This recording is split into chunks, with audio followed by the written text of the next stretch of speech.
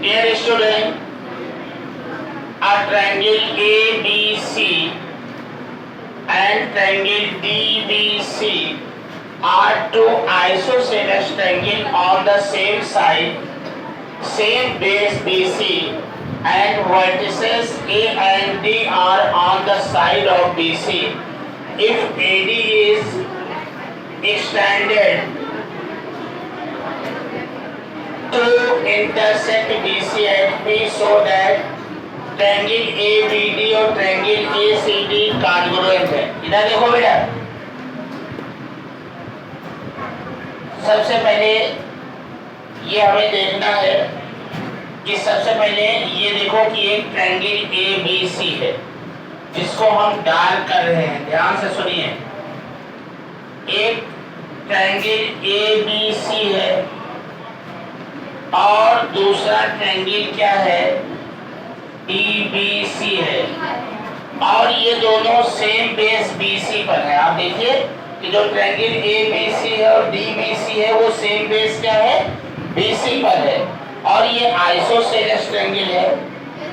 Triangle ABC और DBC देखो BC पे ही तो बने हैं, तो सेम बेस BC पर बने हुए हैं और ये दोनों आइसोसेलेस ट्रायंगल है।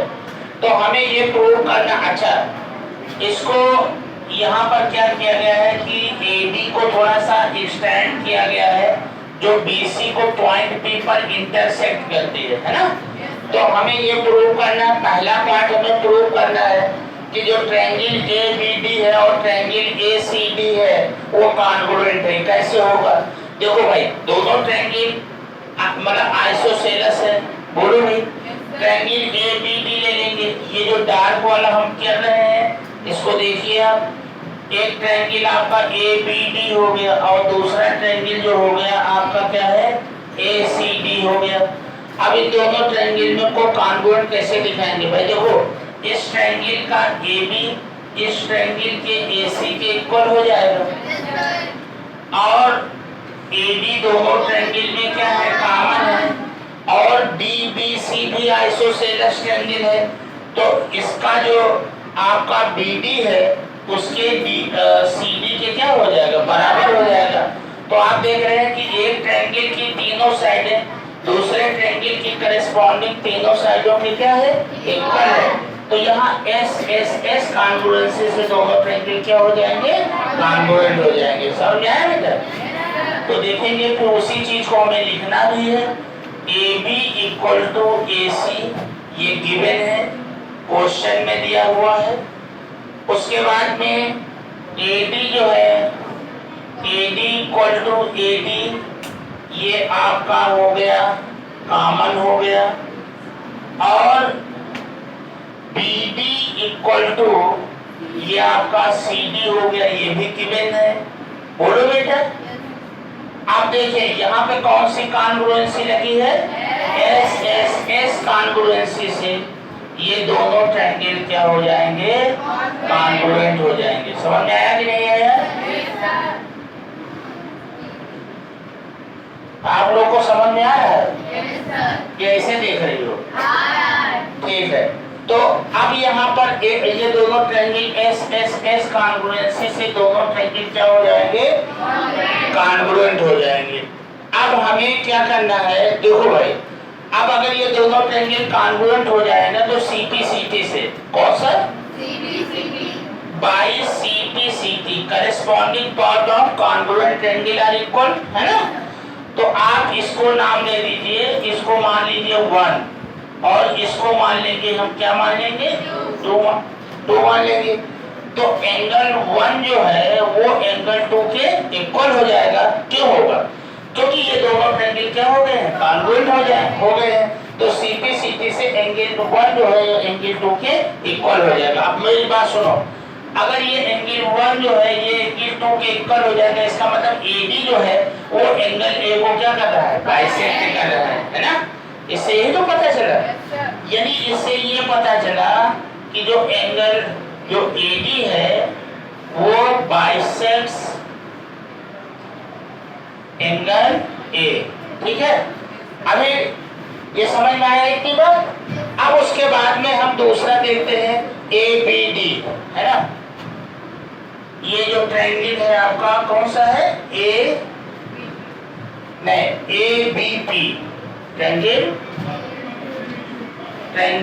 A B P and triangle A C P, triangle A C P. अब ये कहाँ पे है पहले देखो, ये है ए बी और ये क्या हो गया बच्चा, है ना, और ये क्या हो गया ए सी पी, ये दोनों ट्रायंगल हो गए। बोलो बेटा।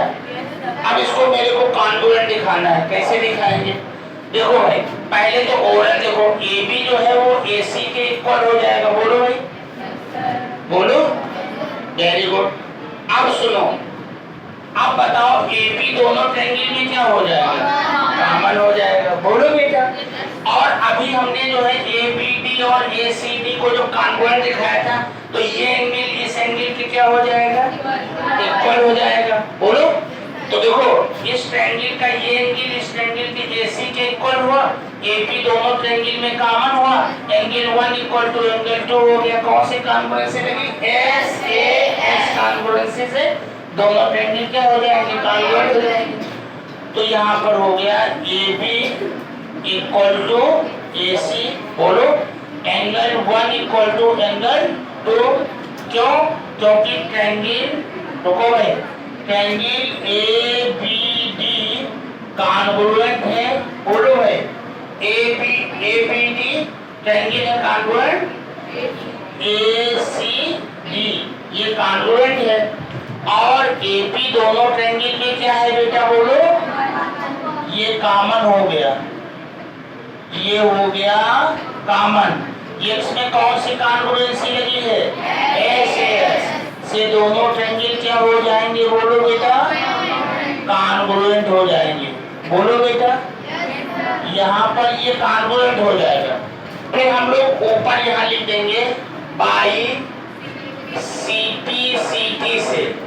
अच्छा, अगर ये दोनों ट्रायंगल कॉन्ग्रुएंट हो जाएंगे, बोलो बेटा, तो बीपी जो है वो किसके इक्वल हो जाएगा, सीपी के, है ना। तो बीपी जो है वो क्या हो जाएगा, बोलो बेटा, सीपी के क्या हो जाएगा, इक्वल हो जाएगा। ठीक है, बोलो बेटा। इतनी बात सबके समझ में आई कि नहीं आई, बोलो। ठीक है। उसके बाद में अब ये दोनों ट्रायंगल क्या है, ये दोनों ट्रायंगल हम कॉन्ग्रुएंट दिखा ही चुके हैं। बोलो बेटा। और सीटी से ये दोनों एंगल आपस में क्या होगा, बोलो, इक्वल होगा, है ना। तो अब बताओ, अगर हम लीनियर पेयर लगा दें इसमें, आपने पढ़ा था इन दोनों एंगल का सम कितना होगा, वेरी गुड। तो हम अगर यहाँ पर लिख सकते हैं ए बी बी, है ना,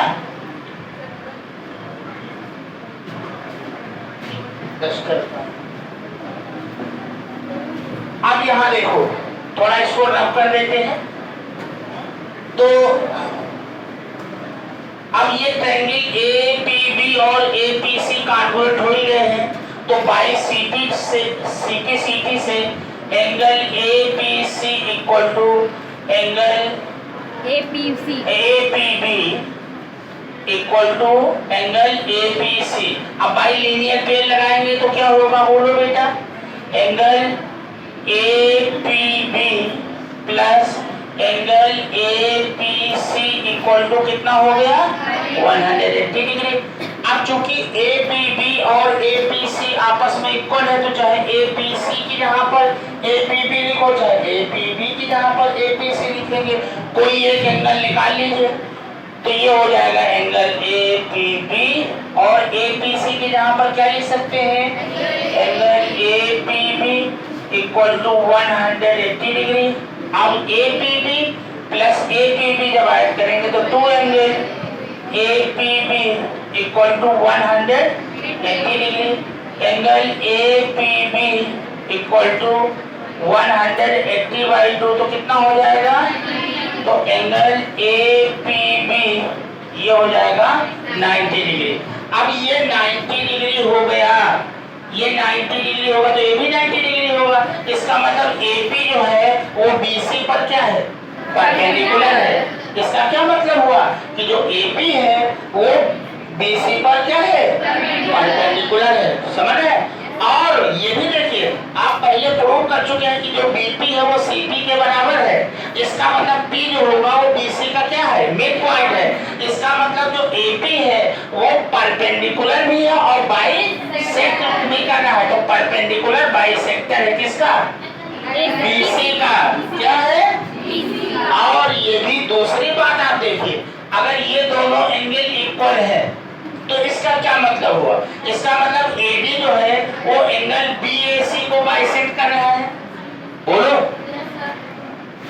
ये दोनों एंगल इक्वल है तो हम ये कह सकते हैं कि AB जो है एंगल BAC का बाइसेक्टर है। सुनो, लेकिन P जो है वो AB के बिल्कुल सीध में है, उसी लाइन पे तो है। तो हम ये भी कह सकते हैं कि जो AP है वो एंगल, बोलो बेटा, एंगल BAC को भी बाइसेक्ट कर रहा है। और सुनो, समझ में आ गई नहीं है? इतनी बात समझ में आ गई?